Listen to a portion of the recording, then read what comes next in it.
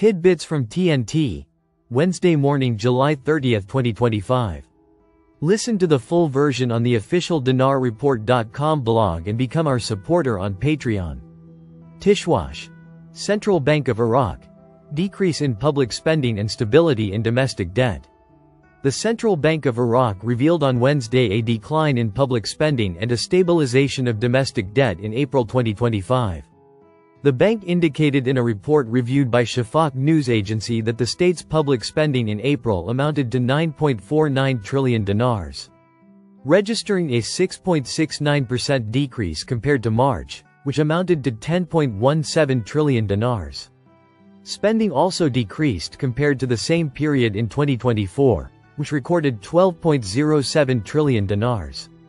The report indicated that domestic public debt stabilized at 58.54 trillion dinars in April, the same level recorded in March, but an 11.13% increase compared to the same period in 2024, when it reached 76.97 trillion dinars. Tishwash. The Ministry of Commerce discusses with the ITC the latest developments regarding Iraq's accession to the World Trade Organization and enhancing technical support. The Ministry of Trade announced today, Tuesday, that the Department of Foreign Economic Relations held a meeting with representatives of the International Trade Center, ITC, to discuss the latest developments related to Iraq's accession to the World Trade Organization, WTO, and ways to enhance technical cooperation to support this process. A statement issued by the ministry's media office, quoting the department's Director General, Riyad Fakhr al-Hashemi, stated that the meeting discussed prospects for joint cooperation in reviewing the technical files prepared by the accession team in coordination with the technical committees emanating from the relevant national committee. The statement emphasized the importance of the technical and technological support provided by the International Trade Center, particularly during this critical phase, given its significant role in enhancing the efficiency of national teams and strengthening institutional readiness for accession requirements. The meeting also addressed efforts to update the Nationally Determined Contributions (NDC) document, in coordination with sectoral bodies, in line with government policies aimed at integrating environmental and sustainability concepts into economic and trade policies. At the conclusion of the meeting, al-Hashemi stressed that the meeting was part of the department's ongoing efforts to develop Iraq's trade policy and enhance institutional and technical capabilities, supporting Iraq's accession to the World Trade Organization and strengthening its presence in the multilateral trading system. For their part, representatives of the International Trade Center praised the progress made in the accession file and the level of coordination with the Department of Foreign Economic Relations, stressing their readiness to continue providing the necessary technical support to complete the accession requirements. Tishwash. Al-Sudani. It is time for our people to feel the services in all regions. Prime Minister Mohammed Shia al-Sudani affirmed, today, Wednesday, July 30, 2025, that the collective effort made by the government contributed to producing tangible work effort for citizens, noting that, it is time for our people to feel the services in all regions.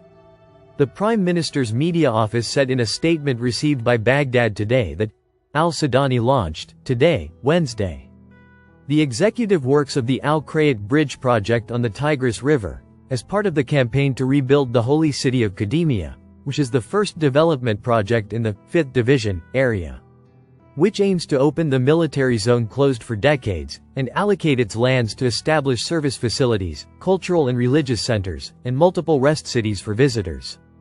Al-Sudani, according to the statement, praised the efforts of the executive team, which included ministers, the director of the Prime Minister's office, officials and technicians, the Ministry of Housing, the Baghdad Municipality, the Investment Commission, the Qadimiyah Shrine, and the Hanafi Shrine, as the collective effort produced a tangible reality for the citizen.